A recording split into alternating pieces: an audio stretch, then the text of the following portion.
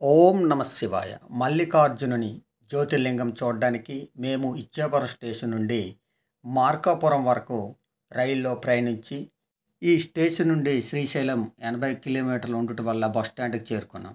అక్కడ మాకు ఒక కొత్త ఆహార పదార్థం ఉగ్గాని కనిపించింది. అక్కడ నుంచి పెద్ద డోర్నల్కి చేరుకున్నాం. పెద్ద డోర్నల్ అడవి గేట్ నుండి మేము నల్లమల అడవుల మీదుగా శ్రీశైలానికి వెళ్ళబోతున్నాం.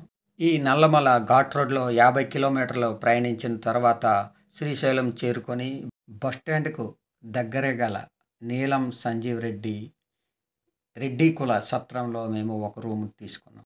ఇలాంటివి చాలా కులాలకు సత్రాలు ఉంటాయి. సత్రంలో నిత్య అన్నదానం కూడా చేస్తుంటారు. మనం భోజనం చేయొచ్చు. నంది సర్కిల్ నుండి పాతాళగంగకు వెళ్ళే దారిలో ఈ విధంగా కేశఖండనం లేక కళ్యాణకట్ట ఈ మార్గంలో ఉంది. కేశఖండనానికి టికెట్ కౌంటర్. ఇక్కడ టికెట్ తీసుకుంటే అక్కడ కేశఖండనం జరుగుతుంది. పాతాళగంగకు దిగే ముందు గంగాదేవి పాదాలకు పూజలు చేసి పాతాళగంగ మెట్లు మార్గాన్ని గుండా మేమైతే దిగుతున్నాం. ఇది మధ్యలో ఉన్నటువంటి ఒక మండపం. పాతాళగంగ మార్గంలో ఉన్నటువంటి ఒక మండపం. విశ్రాంతి తీసుకోవచ్చు. ఇదే పాతాళగంగ. ఇక్కడ పూజలు చేసి స్నానాలు చేస్తుంటారు. ఈ పాతాళగంగ ఎంత ప్రసిద్ధి ఎందుకంటే ఇది కృష్ణా నది జలం. ఈ నది నల్లమల అడవిలోని ఎన్నో ఔషధ వృక్షాల గుండా ప్రవహించి ఔషధ గుణం కలిగినటువంటి నీరుగా ఇది చెప్పుకుంటుంటారు.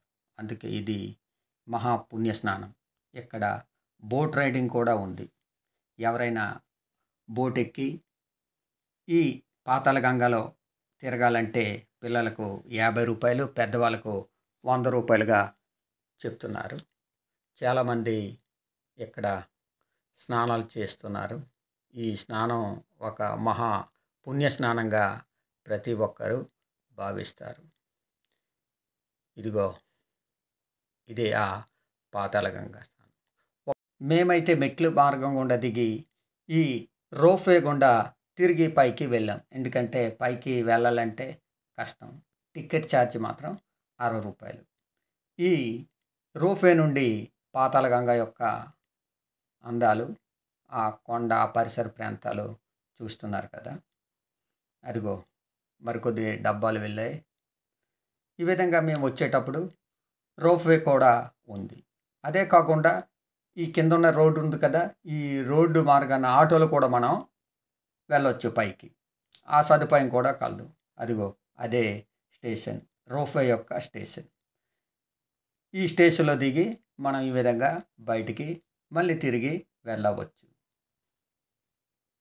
మార్గంలో ఎలాంటి డార్మెంట్స్ ఎన్నో తక్కువ రూపాయలకు ఉన్నాయి.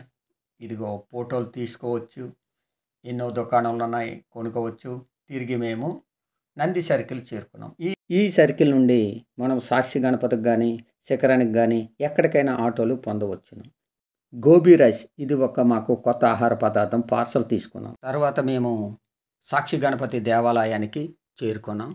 ఈ దేవాలయం యొక్క గణపతి మనం శ్రీశైలం దర్శించుకున్నట్లు ఆ కైలాసంలో సాక్ష్యం చెప్తారని ఈ గణపతికి సాక్షి గణపతి అని పేరు వచ్చిందని అంటారు. ఇదే ఆ సాక్షి గణపతి. ఓం గం గణపతయే నమః. సాక్షి గణపతికి మొదటి పూజ జరుపుకున్న తర్వాత మేము శిఖరేశ్వరం చేరుకున్నాం. శిఖరేశ్వరంలో ఆ మల్లికార్జున స్వామి ఆలయం యొక్క శిఖరాన్ని ఈ చరణంది కొమ్ములు గుండా ఆ శిఖరాన్ని మనం చూసినట్లయితే మనకు పునర్జన్మ ఉండదని పురాణాలు చెప్తున్నాయి. ఆ విధంగా మేము ఆ శిఖరాన్ని చూసాం. ఈ విధంగా ఆ శిఖరాన్ని మనం చూడాలి. తిరిగి మేము నంది సర్కిల్ చేరుకున్నాం.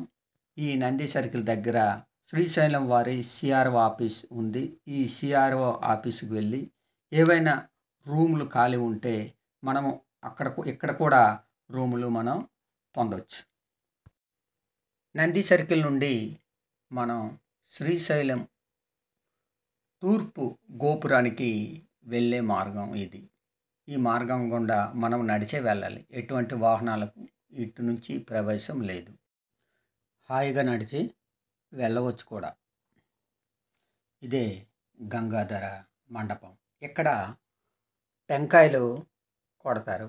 ఇంకా ఎక్కడ టెంకాయలు కొట్టే ప్లేసు లేదు. కాబట్టి భక్తులు తీసుకుని వెళ్ళిన టెంకాయలు కానీ, దీపాలు కానీ ఇక్కడే వెలిగించాలి. ఇదిగో ఆ మల్లికార్జునుని తూర్పు గోపురం యొక్క శిఖరం. ఇక్కడ అంతమంది గుమిగూడి తమకు కావలసిన ఫోటోలు, పూజలు ఇక్కడి నుంచి తీసుకుంటుంటారు. మేము కూడా ఒక ఫోటో దిగాము. ఇది ఆది శంకరాచార్యుల జీవితంపై ఒక మఠం. ఇక్కడ ఆది శంకరాచార్యులకు పూజలు జరుగుతుంటాయి. ఇక్కడ దీపాలు వెలిగించుకొని టెంకాయలు కొట్టి ఆ ధ్వజస్తంభాన్ని మొక్కి ముందుకు సాగుతుంటే ఇక్కడ కోలాటం చూసాం. మనోరంజకంగా ఎంతో ఆనందం అనిపించింది. ఆ దేవుని సన్నిధిలో ఈ భక్తి పాటలతో ఈ కోలాటం.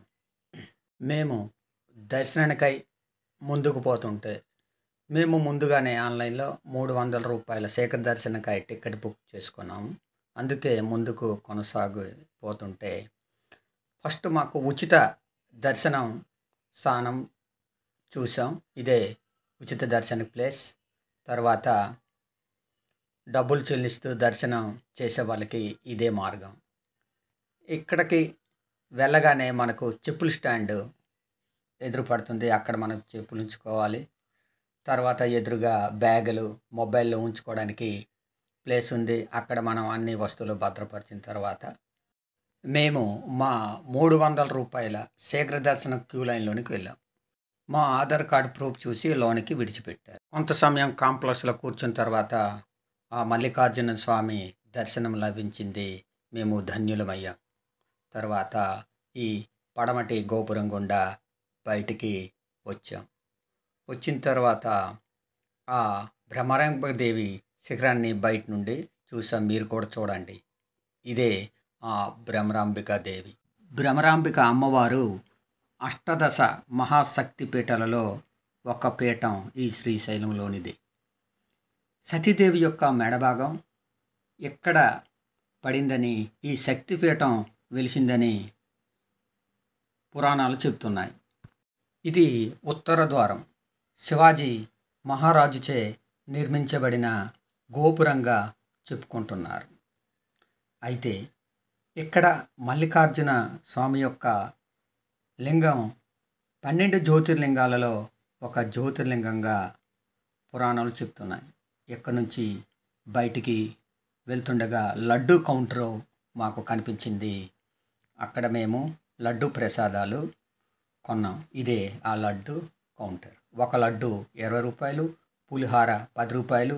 మొదట మనము పెయిడ్ చేసిన తర్వాత ఆ టికెట్ తీసుకొని వెళ్తే కౌంటర్లో మనకు ప్రసాదాలు ఇస్తారు. ప్రసాదానికి బ్యాగు 5 రూపాయలు మాత్రమే. తర్వాత మేము అన్నపూర్ణేశ్వరి దేవి దగ్గరికి వెళ్ళి అన్నప్రసాదం స్వీకరించాం. ఇదే ఆ దేవి యొక్క ప్రదేశం. ఇదే అన్నపూర్ణేశ్వరి దేవి. ఓం నమః శివాయ, ఓం నమః శివాయ, ఓం నమః శివాయ.